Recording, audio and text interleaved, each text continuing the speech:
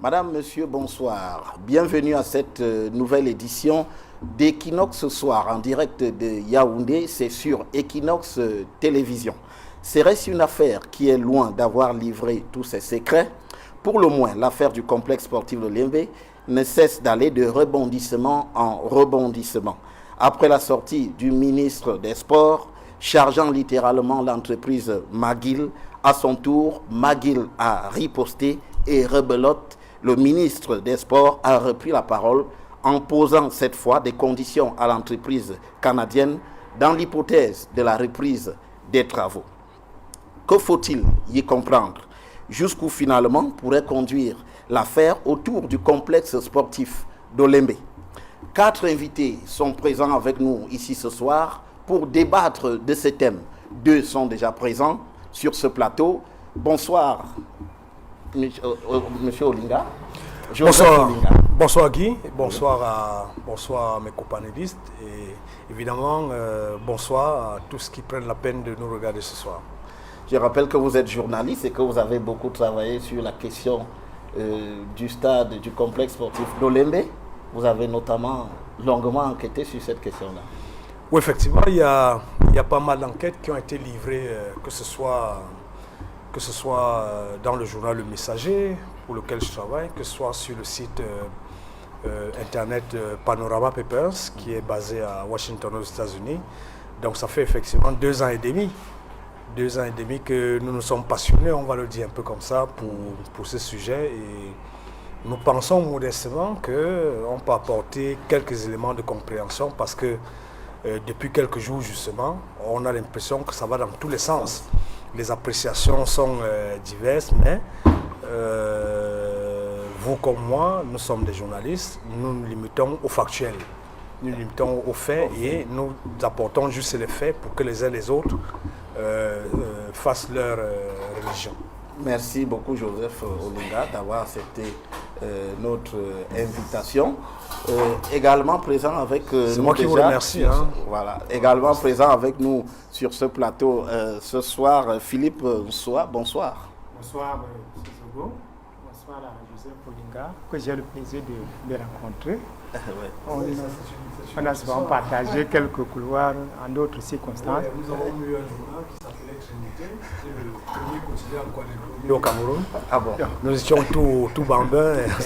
Donc, c'est un plaisir d'être convié sur votre plateau ce soir. D'accord, merci. Je rappelle que vous êtes journaliste spécialisé sur les questions économiques, mais effectivement, ce sujet a aussi un côté économique avec ses coûts qui sont très importants selon les chiffres qu'on peut lire de gauche à droite et qui impactent forcément les finances publiques et notamment le contribuable camerounais. Mais, je crois qu'une des clés justement de compréhension de l'imbroglio, c'est le montage financier de ce projet, parce que c'est un grand projet qui a nécessité qu'on sollicite l'expertise d'un certain nombre de structures.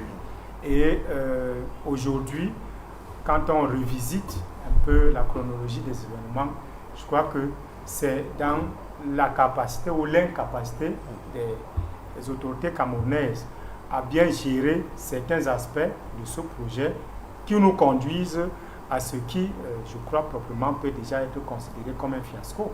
Parce que si le projet avait été bien monté, sur le plan financier, s'entend, après, nous nous sommes laissés porter par la passion du sport, du foot. Parce qu'à un moment, on a commencé à raisonner en disant, vous savez, le plus important, c'est que l'aire de jeu soit disponible, qu'on puisse y jouer. Et effectivement, on a pu jouer la Coupe d'Afrique, oubliant que l'économie, c'est pas ça. Voilà, c'est une science dynamique et les éléments se payent toujours cash. Merci Philippe Nsoa d'être présent avec nous ce soir. 2 représentants des partis politiques nous ont aussi rejoints sur ce plateau. Ange Kenyé, bonsoir. Bonsoir Monsieur Zogo. Bonsoir à tous vos téléspectateurs, des millions, vous le savez, à travers le Cameroun et aussi de l'Afrique, qui nous regardent en ce moment. Permettez-moi que je retrouve ma voix. Je ne pourrais dire quelque chose sur ce plateau sans penser à nos amis politiques qui sont dans les geôles de la dictature, vous le savez. Monsieur Soa parlait tantôt du projet que tout le monde connaît. Monsieur Foguetti de Malin, Olivier Dibou Nissak, Pascal Zamboué, Salomon Béas et tous les autres qui sont aujourd'hui en prison depuis 2 ans, depuis 3 ans pour certains, condamnés à 7 ans de prison dans un tribunal d'exception, avec 3 revendications principales, et tout le monde le sait. Nous voulions savoir pourquoi il n'était pas temps de s'asseoir sur une table pour mettre fin à la crise anglophone. Nous voulions savoir qu'est-ce qui s'est passé avec les chantiers de la canne, la foireuse canne organisée au Cameroun, avec des chantiers qui jusqu'à aujourd'hui n'ont pas trouvé la fin. Nous voulions également que sur une table, que nous parlions des élections au Cameroun, que nous ayons une discussion franche pour se doter enfin d'un système électoral qui met tout au moins les protagonistes sur un début de consensus.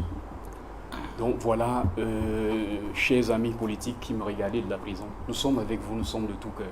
Nous ne lâcherons jamais, puisque nous ne faisons pas la politique pour la haine. Nous ne faisons pas la politique pour détruire le Cameroun. Oh Dieu, si nous voulions détruire le Cameroun, que dirigerions-nous si nous étions portés à la tête de ce pays? Je salue les Camerounais. Merci de m'avoir invité. Merci, Monsieur Kenyé. Je rappelle que vous êtes le représentant du MRC sur ce plateau. Merci d'avoir accepté notre invitation. Bien sûr. Alors, monsieur, nous avons également avec nous Émile Messi, du RDPC. Bonsoir. Bonsoir Guy Zogo, bonsoir Philippe Soa que je retrouve après avoir perdu de vue depuis longtemps. Bonsoir aux compatriotes qui sont là, bonsoir aux millions de téléspectateurs de cette messe, on dirait, de chaque soir lorsqu'il est 19h au Cameroun. Et je suis une fois de plus content d'être sur votre plateau ce soir. Merci d'être là, Émile Messi. Alors, monsieur, autour du dossier du complexe sportif d'Olembe, on a entendu ce jour beaucoup d'accusations et de contre-accusations. Alors, qu'est-ce qu'on en sait exactement à l'heure qu'il est, Joseph Olinga? Qu'est-ce qu'on en sait? Certainement beaucoup de choses. Mais ce qui nous vient à l'esprit en premier, c'est que on est étonné que les Camerounais soient étonnés de ce qui est en train de se passer. Parce que ça fait 2 ans et demi. Ça fait 2 ans et demi qu'on tire la sonnette d'alarme. Ça fait 2 ans et demi que ce soit dans le Messager, que ce soit dans Panorama Papers, le site pour lequel je travaille aussi. On tire la sonnette d'alarme pour dire ça ne marche pas, ça ne va pas. Cette histoire, elle va dans tous les sens. Parce qu'il faut rappeler aux Camerounais que ce projet qui est en fait chiffré à 54 milliards 800, c'est pas 26 millions, un truc dans ce genre-là. Ce projet prévoyait des décaissements en 3 phases. En 3 phases. La première phase, c'était 21 milliards. Et les 21 milliards étaient faits pour en réalité la construction du stade, l'achèvement des travaux des 2 terrains annexes, la construction de l'hôtel 5 étoiles de 70 chambres, l'aménagement du site et les voies d'accès. C'était ça les 21 milliards. Lorsque ce travail a été fait, il était question donc de débloquer juste après cela environ 27 milliards. Voilà. Les 27 milliards, eux, ils étaient faits pour la construction d'un palais de sport. La construction des terrains de 2 terrains de basket, de 2 terrains de volleyball, de 4 terrains de tennis, de la construction d'une piscine olympique à 8 couloirs, la construction de bassins, la construction des terrains de piscines olympiques avec avec des tribunes de 1000 places. C'est pour cette deuxième phase qu'on devait débloquer les 27 milliards. Voilà. Donc, on est donc surpris que la première phase à elle seule n'a jamais été achevée. Mais on a débloqué 48 milliards déjà. 48 milliards parce qu'aujourd'hui, en ce qui concerne tout au moins McGill, oui. Parce que si on revient à Piccini, c'est autre chose. Oui. On a débloqué 48 milliards déjà. Et on se demande, mais attends, ces gens qui nous gouvernent, qu'est-ce qui est en train de se passer? Nous sommes des tarés, comme on dit en français, ou je ne sais pas trop quoi. Qu'est-ce qui est en train de se passer Ils le font au vu et au su de tout le monde. Et il se trouve malheureusement au plan politique que vous avez dans le même gouvernement un ministre des Sports qui est en fait le maître d'ouvrage, mais qui n'a pas droit au chapitre en ce qui concerne le déblocage d'argent. Et en face, vous avez le ministre d'État, secrétaire général de la présidence de la République, qui lui est le patron de la task force, qui a ordonné 16 décaissements de décomptes. Et aujourd'hui, j'ai suivi dans certains médias, j'ai l'impression que tout le monde découvre cette information, j'ai suivi dans certains médias des gens dire que, bon voilà, le ministre des Sports, il doit rendre compte. Bon, le ministre des Sports, ça n'est pas un saint, ça il faut qu'on se le dise. Mais Maguil l'accuse, mais sur cette affaire... Oui, mais il a fait ça, c'est lui qui met l'affaire sur la place publique et Maguil lui répond en l'accusant, en l'incriminant aussi d'avoir commis, je n'ai pas envie de dire des larcins, mais ça en a tout l'air. Guy Zogo, n'oublions pas quelque chose, peut-être que les Camerounais n'ignorent pas.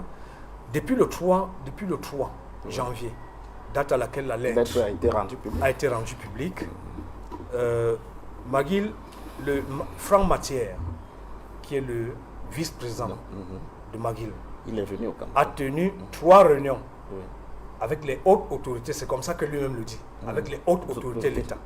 Les hautes autorités de l'État, selon lui, c'est qui? C'est la task force qui est gérée par le conseiller technique chargé des affaires économiques.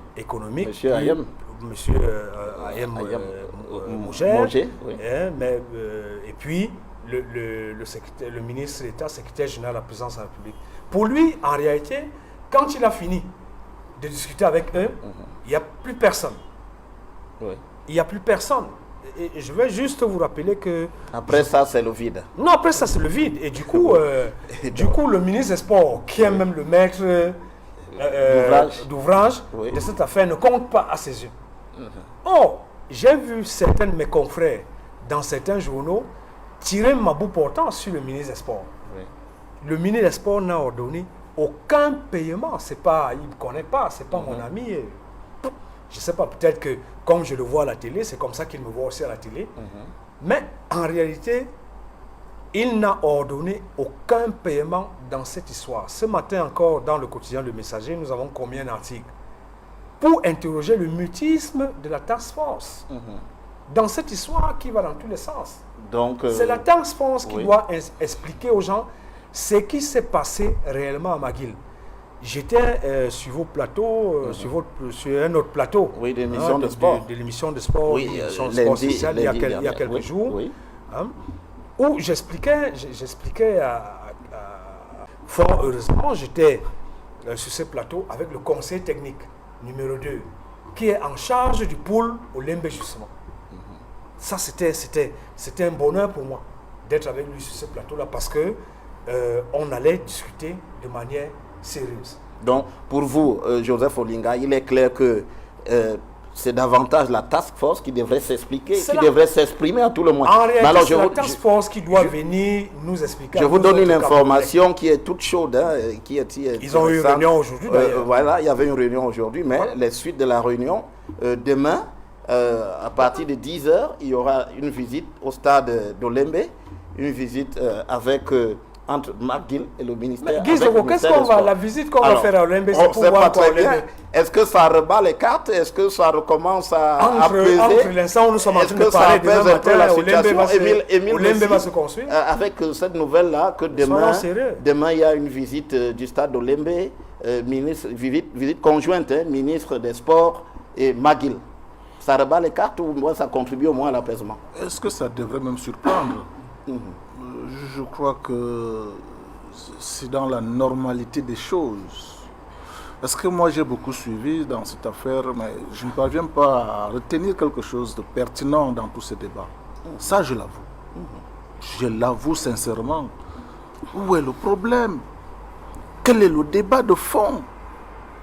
Quand on connaît l'historique du chantier de Lembe, est-ce qu'il faudra rappeler tout ce qui a été fait pour arriver jusque là où nous sommes aujourd'hui? Qu'est-ce qui fait problème? C'est le complexe sportif de Lembe. nous le savons, qui avait été attribué à Pichini, pour revenir très rapidement, avec un montant de 163 milliards. Et Pichini a commencé les travaux, après avoir décaissé 113 milliards de francs. Les travaux ont bien commencé et ont avancé. Jusqu'au moment où Pichini a pensé qu'il fallait un avenant, c'est-à-dire en dehors des restes. Quand vous faites 163 milliards, moins 113 milliards, il reste combien? Vous voyez un peu. Il reste 50 milliards. 50 milliards, oui. Et Pichini demande que les évaluations n'avaient pas été très bien faites. Nous sommes là pour donner la bonne information et qu'il fallait ajouter quelques dizaines de milliards. L'État ne refuse pas. L'État dit, prenez d'abord les 4 milliards qui sont hors du reste avec la banque italienne qui avait déjà signé les engagements de paiement. Malheureusement, Pichini, après avoir reçu les 4 milliards, n'avance pas avec les travaux. La cannelle est tout ce que nous savons. D'où le contrat est rompu. Et on contacte Don Maguil qui dit, moi je veux exécuter ces travaux sur la base du montant qui reste, c'est-à-dire les 50 milliards. Maintenant, donc, avec les nouvelles évaluations, on va à 55 milliards. D'où le prêt avec la Standard Chartered Bank, qui nous octroie combien? 55 milliards. Et moi, j'apprends aussi, comme vous, que jusqu'à date, McGill a perçu 48 milliards de cet argent. Et que, curieusement, d'après les informations que nous avons du MINSEP, les travaux n'ont pas suffisamment avancé. Tout au moins, les travaux n'avancent pas. Et comme cela ne suffisait pas, McGill a abandonné le chantier. Est-ce que vous voyez un peu? Moi, je crois que c'est ces informations-là que nous avons en commun. McGill aussi, de son côté, ne s'est pas laissé attendre. Il dit, je suis prêt pour la négociation. Je menaçais d'abandonner parce que je ne suis pas payé. D'après les informations que nous avons. Et que vous nous apprenez là maintenant que les deux vont se retrouver demain au stade. Je crois que c'est ce que j'ai dit. C'est dans la normalité. Vous comprenez? Ce n'est pas pour justifier ce qui est là. Mais où est le problème?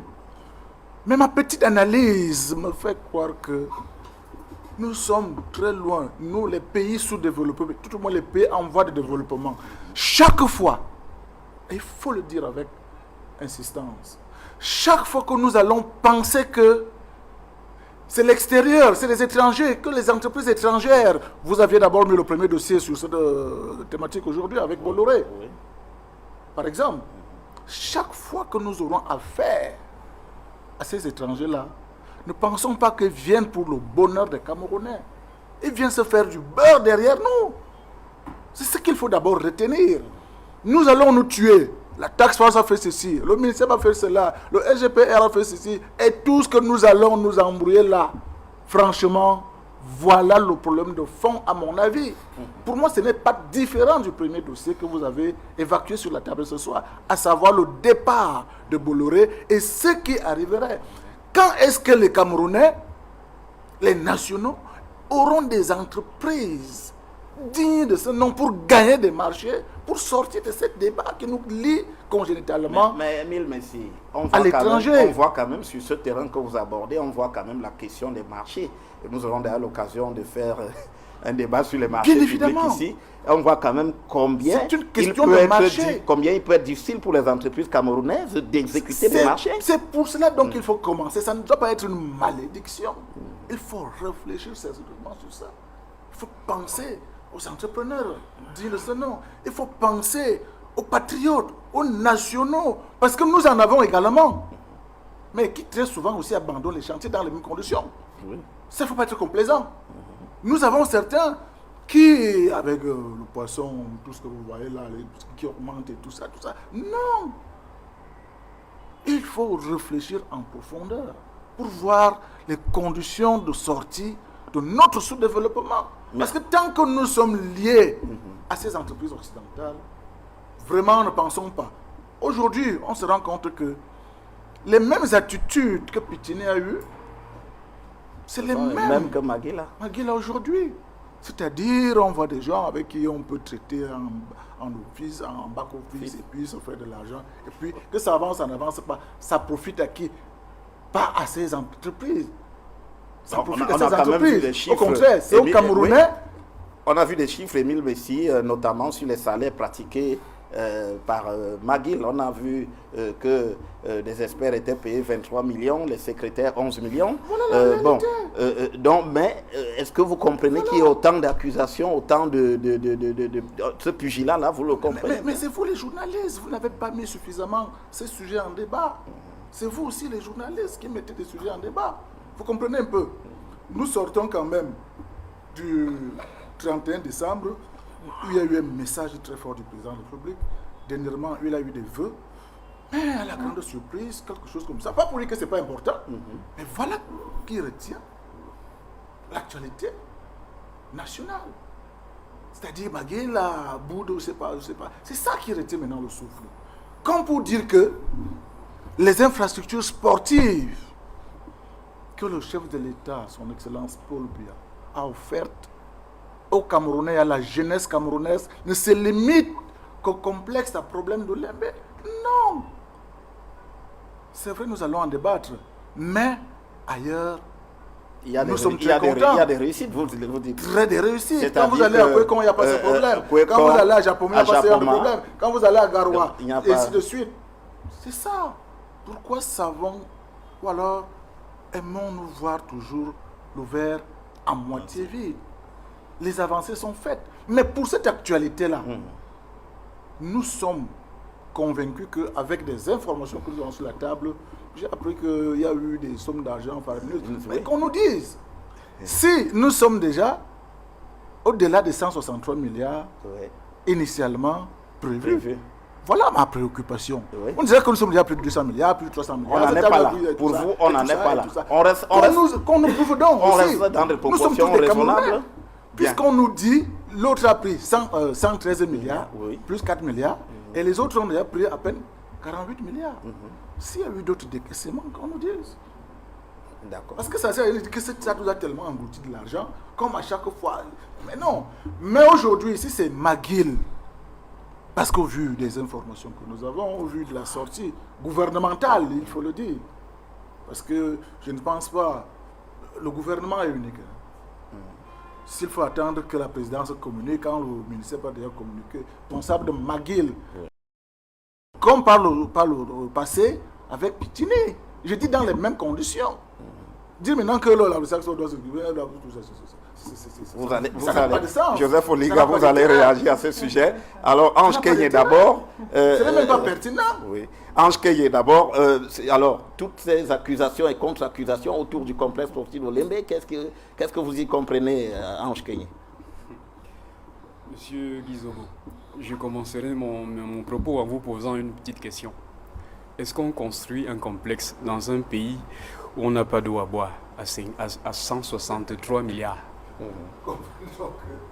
Est-ce que c'est... Vous trouvez que c'est une dépense de prestige là?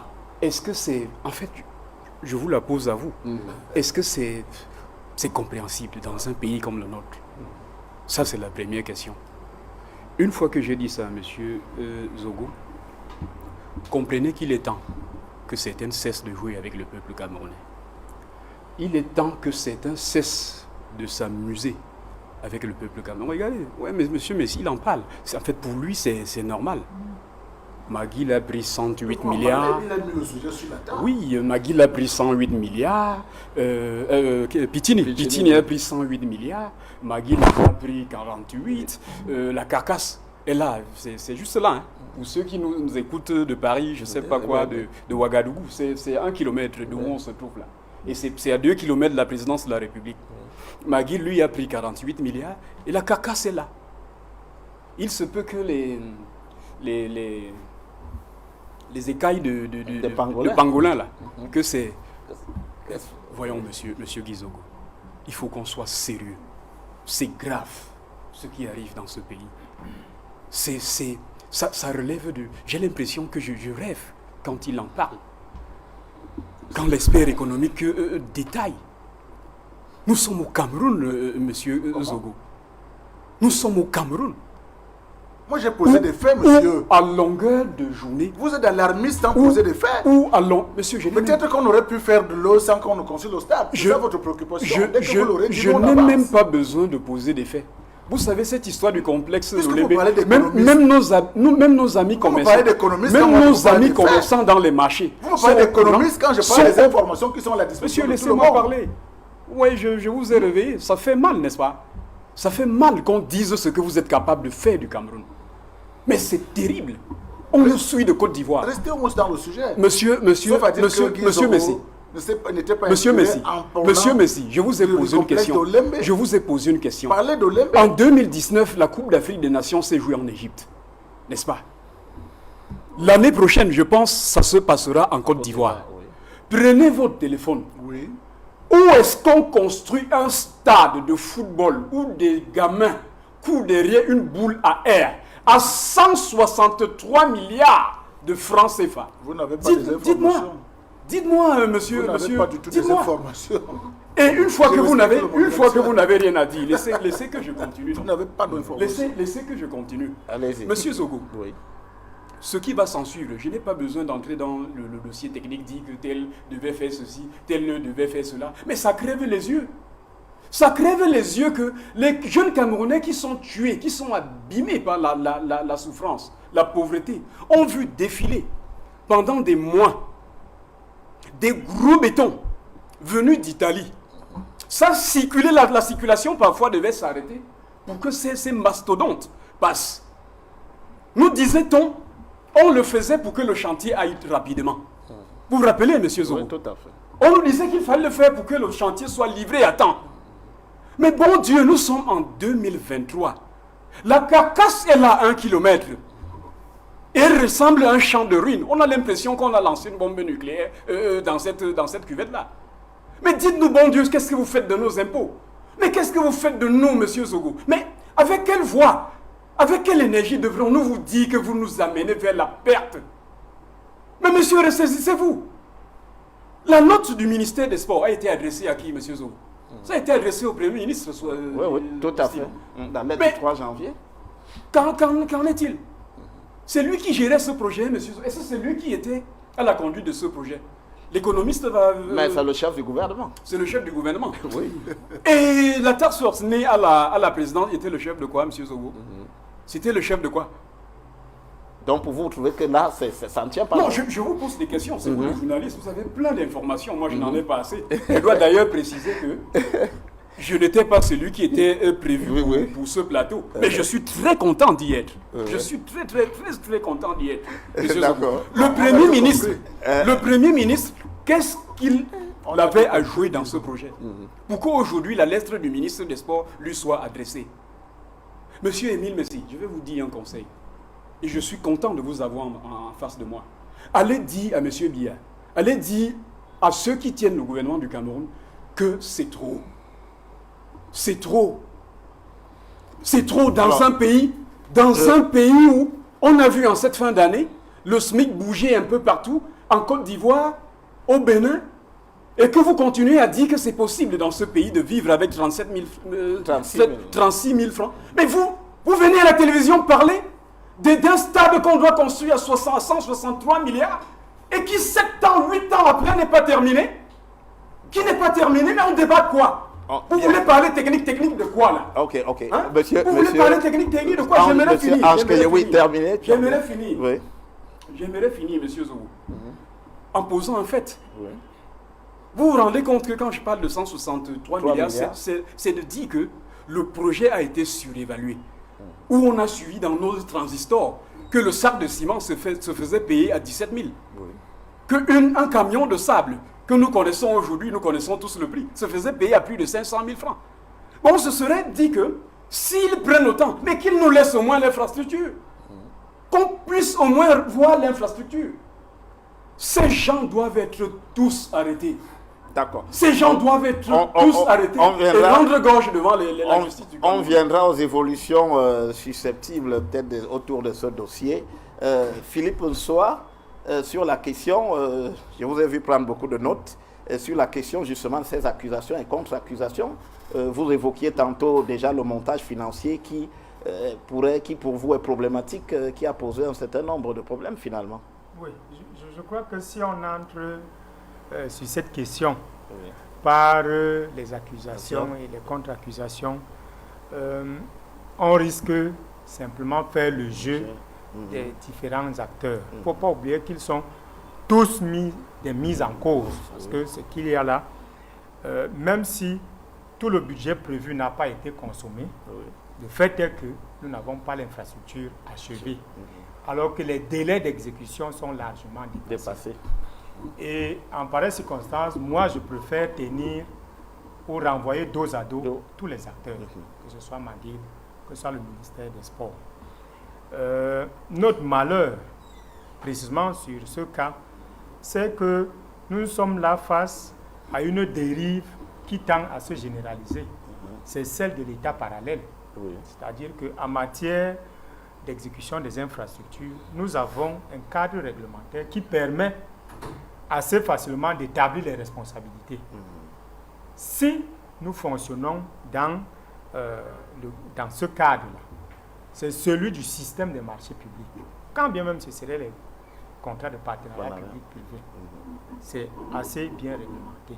Malheureusement, une fois que nous entrons dans la logique de l'État parallèle, ce que vous appelez la task force, ça c'est l'État parallèle. C'est-à-dire que la task force fonctionne suivant des règles qui ne sont pas forcément celles qui sont prévues dans le cadre normatif. Parce que souvent, c'est des règles d'exception. Procédures d'urgence et tout le reste. Parce qu'en la matière, c'est surprenant, par exemple, que McGill s'adresse au Premier ministre, qui n'est pas le maître d'ouvrage, ou que McGill s'en remette à la task force. C'est vrai que c'est elle qui, elle a dit, coordonnait. Voyez. Mais si on demande maintenant quel est le statut juridique, parce que là nous sommes face à un contentieux qui peut avoir des suites judiciaires, y compris au-delà, parce que pour ce genre de projet d'ailleurs, souvent c'est les procédures d'arbitrage qui sont prévues au niveau international, au niveau des clauses. Voyez. Donc, quel est le statut, n'est-ce pas? Quelle est la responsabilité éventuelle de la task force? Parce qu'en la matière, c'est l'Agence de régulation des marchés publics qui devrait être notre éclaireur sur ce dossier. Mais on ne l'entend pas du tout. Voilà. Parce qu'elle a été court-circuitée. Ça devrait être l'agence, le ministère, qui est l'autorité des marchés publics au Cameroun, mais qui lui aussi a été court-circuité. Et donc, nous nous retrouvons, j'allais dire, désarmés pour juger, pour arbitrer cette querelle entre le maître d'ouvrage, le ministère des Sports, et le maître d'œuvre qui est McGill. En l'état actuel, moi je voudrais les créditer tous les deux de bonne foi et considérer que chacun dit vrai. Maintenant, pour nous, comment essayer de voir clair dans l'affaire? Nous essayons simplement de procéder par analogie, essayer de voir ce qui est vraisemblable. Sur les grands chantiers au Cameroun, quels sont les types d'incidents que nous avons souvent eus? Si vous prenez le cas de l'autoroute, pour ce qui est du non-respect des délais et des dépôts, on dit que c'est assez courant. Mais quelles sont les accusations qui apparaissent? Vous avez suivi le constructeur de l'autoroute à un moment arrêter les travaux parce qu'ils n'étaient pas payés. Pendant que l'État estimait qu'ils avaient consommé assez de délais et assez de ressources. Bon, pas que lui, le constructeur principal, mais principalement ses sous-traitants. Pour le cas d'espèce, je crois que c'est là où ça coince. C'est-à-dire que ce n'est pas que McGill ne travaille pas ou ne veut pas travailler, mais c'est que ses sous-traitants estiment qu'ils n'ont plus les ressources pour travailler. Parce que la logique dans les marchés publics au Cameroun, c'est que l'entreprise utilise d'abord, comme on dit, préfinance, donc utilise sa trésorerie et l'État paye après. Il se trouve simplement qu'en matière de paiement de la dette publique, l'État a pris cette habitude de payer rubis sur ongle et à date la dette extérieure. Mais et de laisser marmotter un peu la dette intérieure. La dette intérieure qui culmine actuellement au-delà de 3 000 milliards déjà. Sauf que Philippe, sur ce cas, la bonne question c'est pourquoi les sous-traitants ne sont pas payés alors que le gouvernement ou quoi? puisqu'ils disent qu'ils sont payés à plus de 90%, je vous ai dit sur les 55 Donc cela veut dire milliards, que l'argent... ils ont plus de 48 milliards. Oui. La bonne question, le chantier n'est même pas fini. Oui, tout à fait, nous sommes d'accord. Par rapport à ce qu'ils ont déjà perçu. Oui. Mais pourquoi les sous-traitants ne sont pas payés par McGill? Je vous dis que si vous entrez parce que Si nous voyons les l'un états de des paiement, protagonistes dit, vous ne pourrez pas tirer l'affaire au clair. Par contre, si vous suivez, c'est-à-dire que, est-ce qu'il y a sur cet incident quelque chose qui nous rappelle ce qu'on a déjà vécu ailleurs? Oui. C'est ce qu'on a vécu sur le chantier de l'autoroute. Yaoundé doit là. C'est ce qu'on a vécu sur les chantiers des barrages. Oui, Menvel et Mekin. Oui. C'est ce qu'on a vécu sur d'autres grands chantiers. C'est-à-dire que quand bien même le titulaire du marché est payé, les sous-traitants ne le sont pas toujours. Donc, l'accusation, c'est-à-dire parce qu'il faut essayer de voir sur les deux, qui dit quelque chose qui nous paraît vraisemblable. À votre avis? À mon avis, je crois que la personne qui dit que les sous-traitants ne sont pas payés a raison. McGill en l'occurrence. N'est-ce pas? Oui. pourtant le gouvernement lui sort les Mais preuves. McGill est soi-même payé. Lorsque vous avez... Pourtant un le gouvernement lui prestataire- sort les preuves de paiement. Non, il faut laisser que le gouvernement se le Or, Magui se limite à dire que les sous-traitants ne sont pas payés. Oui. Je dis ceci. Nous avons vu des documents. Non, laisse les documents. Qu'on laisse les documents. Lorsqu'un Qu'on se fie à prestataire est obligé de s'adresser à son partenaire sur un dossier par exploit d'huissier, vous comprenez qu'il y a un Il y problème. a un problème. Vous comprenez? On M'a veut dit... savoir aussi. Non, Donc, je dis donc que vous battez en brèche la thèse On veut savoir. de Ma- C'est-à-dire la communication du gouvernement. C'est pas ma thèse. Oui, oui, non, je suis en train de C'est sortir. la thèse Magué du vous gouvernement. montre des correspondances qu'ils sont obligés d'adresser au ministère des Sports, maître d'ouvrage par exploit d'huissier, parce que contact est court. Maguel vous dit, parce que je vous parle, il faut toujours regarder, est-ce que c'est vraisemblable? Maguel vous dit que il y a des réunions qui sont convoquées pour aborder un certain nombre de blocages. Les représentants Mais du vous ministère ne des Sports viennent ne pas viennent pour pas. différents. Est-ce que c'est vraisemblable? Ils Que réclament oui. même des frais N'est-ce pas? d'entretien. Je vous rappelle que en juin 2021, dans un exercice courant au JICAM, Oui. on a demandé aux chefs d'entreprise de donner leur opinion sur la conduite des affaires. 75 à 80% ont souhaité qu'une loi soit prise pour pénaliser les retards de paiement, y compris quand ça concerne le gouvernement. Les retards de paiement, c'est pour vous dire quelle est l'acuité de cette problématique dans la gestion des affaires. Et il se trouve que l'État est l'un des principaux interlocuteurs, n'est-ce pas, de beaucoup d'entreprises. Oui. Donc, lorsque c'est lui qui se trouve être responsable de ce type de blocage, moi, je considère que c'est la personne qui est proche de cet avis qui me semble être plus dans la vérité que l'autre. Alors, Joseph Olinga, oui, vous avez été aussi interpellé, indexé par M. Émile Messi. Vous avez votre réaction? Bon, je ne sais pas, je vais dire a priori que je ne suis pas sur ce plateau pour faire un débat politicien. Hein, donc, que ce soit mes compatriotes du MRC ou ceux du RDPC, nous sommes là pour donner des faits. Et c'est sur la base des faits. Hein, nous donnons ces faits sans les commenter pour que les Camerounais se fassent une religion.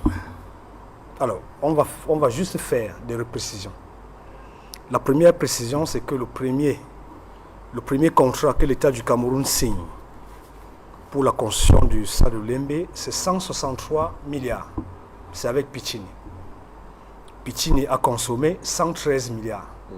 Mais le stade était plus ou moins, en tout cas l'infrastructure principale, qui constituait la première phase, elle était tout au plus à 30%. Pichini est parti. Aujourd'hui, sur les 50 milliards restants, Pichini et l'État du Cameroun sont au tribunal. Ça, c'est une autre chose. Oui. Nous sommes dans McGill. Vous avez parlé de 28 milliards. C'est 28 milliards en fait. Oui. Les 28 milliards qui sont à l'origine de cette rupture de contrat sont liés au fait que... L'avenant. Bon, appelez ça avenant, c'est comme vous voulez. Oui. Arrêtez les 28 milliards sont liés au fait que Pittini a estimé que pour avoir payé du matériau préfabriqué, ils étaient en dehors de leur, de leur trésorerie. Oui. Voilà. C'était des coûts supplémentaires. C'était des coûts supplémentaires. Oui.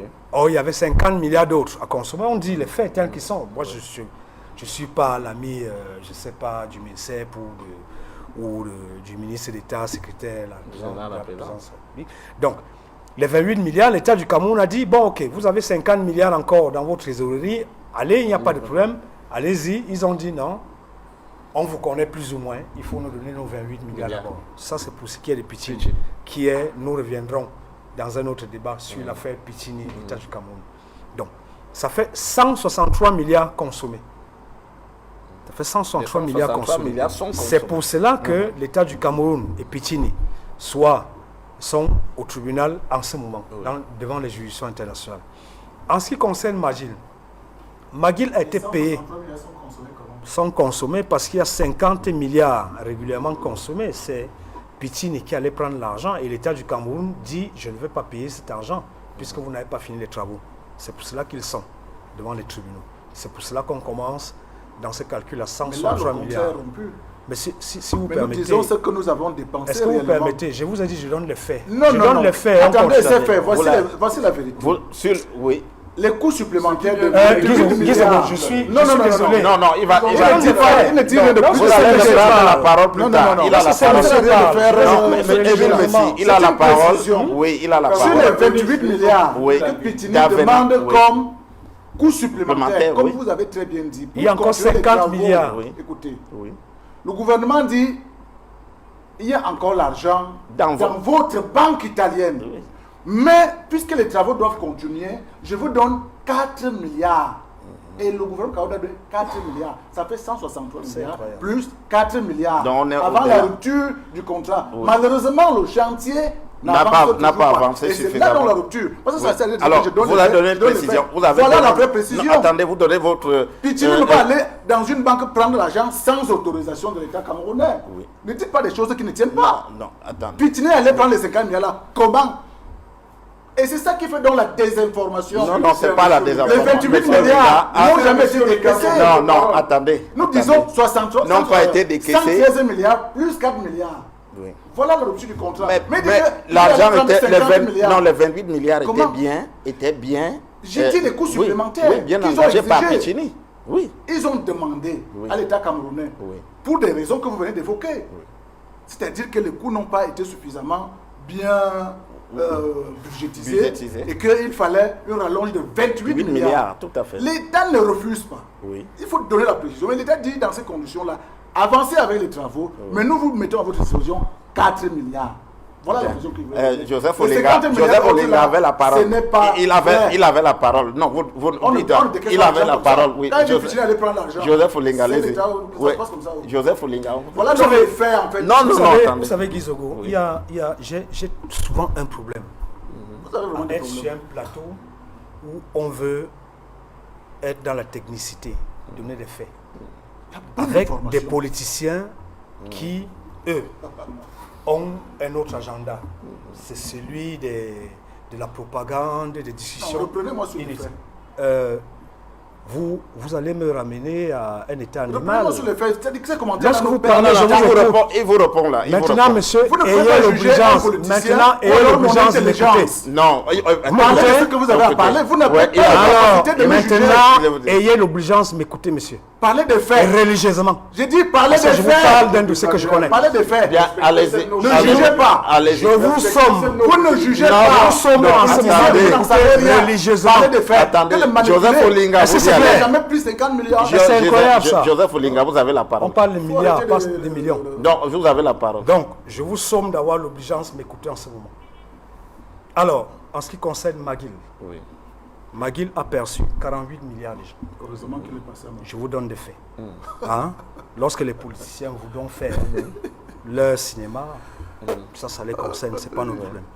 Alors, Magil, le problème que nous vivons aujourd'hui, qui en fait date d'il y a un an, est que McGill refuse de, comment on va dire ça, justifier 32 réserves qui ont été mises par la commission de recettes techniques.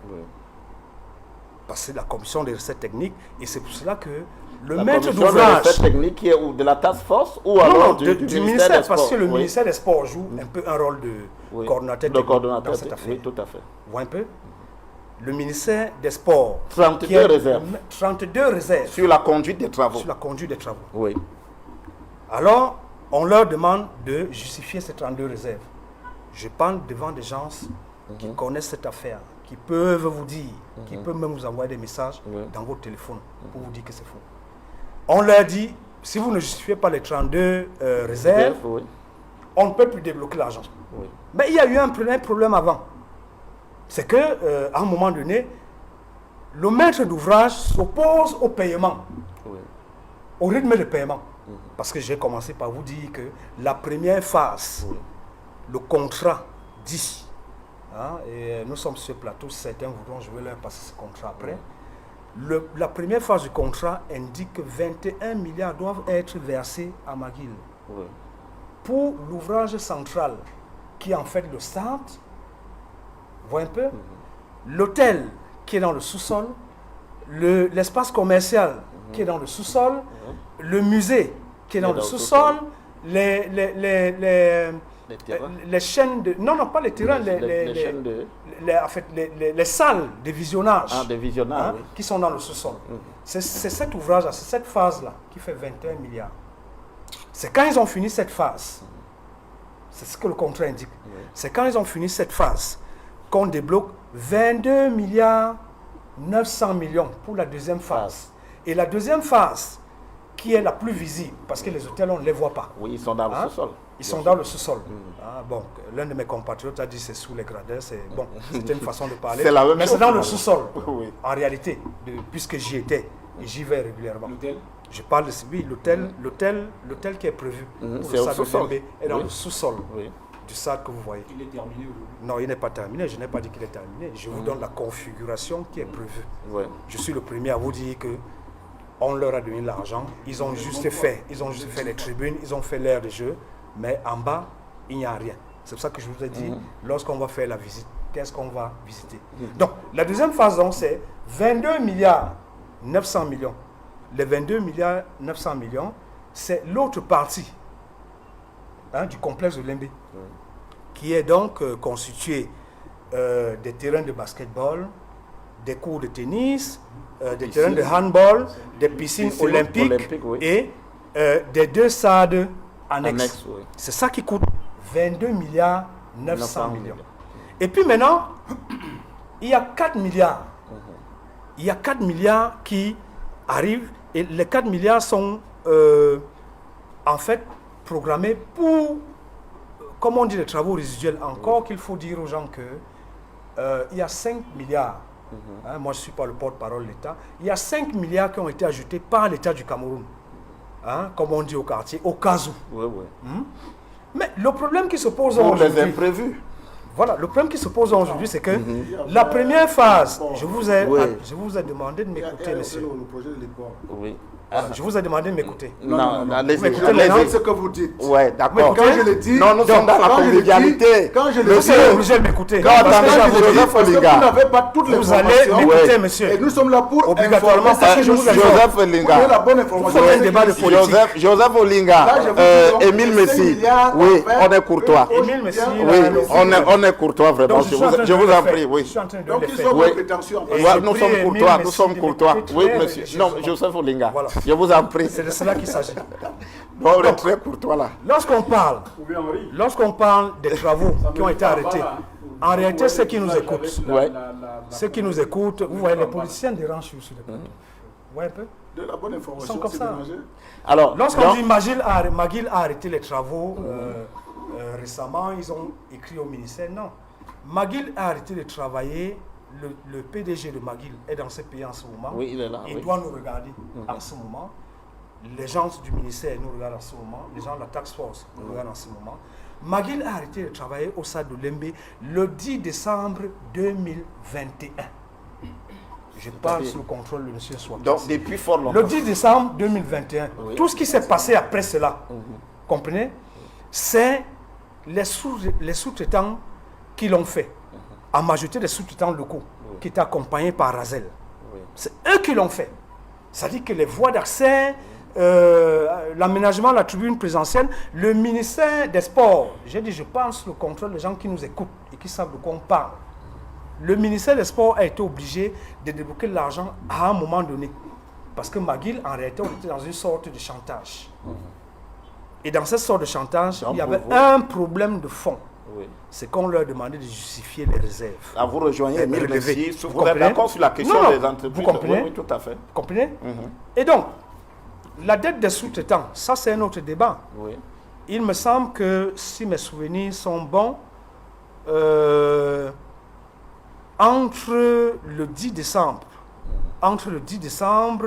2021 et le 21 décembre 2021, il y a eu un autre déblocage d'environ 12 milliards. Oui. À Maguil. À Maguil. Oui. Et Maguil avait demandé ce déblocage pour payer les sous-traitants. Ce qui a été fait ou pas? Ils n'ont pas payé les sous-traitants. Et malheureusement, aujourd'hui, nous en sommes au point où beaucoup de Camerounais ne savent pas l'essentiel des travaux qui ont été faits. Dans ce stade de Lembe, je parle d'une affaire que je suis depuis 2 ans et demi. Je ne fais pas de commentaires. C'est des sous-traitants locaux que je peux citer, y compris Razel. Oui. La preuve aujourd'hui, beaucoup de Camerounais ne savent pas que l'entreprise Razel, qui est française, a saisi tous les comptes de Maguil au Cameroun. Parce qu'ils exigent que leurs 10 milliards soient payés. Et Maguil a commencé avec ce cinéma il y a longtemps. Parce que nous écrivions sur ces histoires. À un moment donné, on a estimé qu'on était chargé de mission pour que l'Olembe ne soit pas réalisé, pour que la Coupe d'Afrique des Nations ne se tienne pas. Or, nous étions en train de dire aux gens, attention, il y a un problème. Il y a un problème. Donc, je dis donc que Razen estime qu'il ne peut pas avoir fait tout ce travail pour que l'argent soit dépensé. Or, je vais chuter par là, en disant que lorsque je viens à ce débat, je viens à ce débat, vu le moment où j'étais appelé pour y arriver, je viens à ce débat parce que je constate que on est en train de dériver ce débat. On a mis ce débat, certains ont mis ce débat sur la place publique, d'autres l'alimentent pour une seule raison. C'est pour dire à nous autres Camerounais observateurs, c'est bon, on a perdu de l'argent, tournons la page, on va poursuivre Maguil, on va poursuivre Pitini, il faut qu'on débloque l'argent pour continuer le stade de Lembe. Or, pour continuer le stade de Lembe, qu'est-ce qui va se passer? C'est que telle la poursuite dans laquelle Maguil est aujourd'hui, c'est qu'il faut payer à Maguil 12 milliards à 5. À ces 12 milliards, faites le calcul avec moi. À ces 12 milliards à 5, il faudra payer 13 milliards aux sous-traitants. Vous ajoutez cela à 48 milliards. Nous sommes à 70 milliards déjà. Or, le marché, tel que Maguil l'a énoncé, il a 55 milliards. Nous avons une marge déjà de environ, je crois, 15 milliards. 15 milliards. Or, les experts vous disent, pas que les experts vous disent, lorsque vous restez même dans le contrat initial, il faut minimum 27 milliards pour finir la deuxième phase du stade de Lembe, du complexe sportif de Lembe. Or, la première phase n'est pas finie. Donc, vous ajoutez à la finition de la première phase environ 3 milliards. Il nous faut 30 milliards de plus que vous ajoutez à tout ce que j'ai énoncé comme calcul. Voilà, du coup, Lembe qui était parti, Lembe, le marché Lembe remis à Maguil à 55 milliards, on a bien dit c'est un contrat ECPM. Hein? C'est eux qui ont évalué. Nous devons retourner. On ira à 100 milliards. Voilà, je vous ai compris. Si vous permettez, je chute. On vous a compris. Une fois pour toutes on va retourner l'antenne. Arrêtons le fait que le débat dans lequel on nous met sur Lembe, c'est que tournons la page et allons à autre chose. Le débat, c'est où est l'argent, qui a pris l'argent. Oui, on reviendra. Dans la deuxième partie, on va en parler. Alors, nous marquons une pause. Nous retournons l'antenne à Douala pour le journal de 20h présenté par Julienne Bissaï.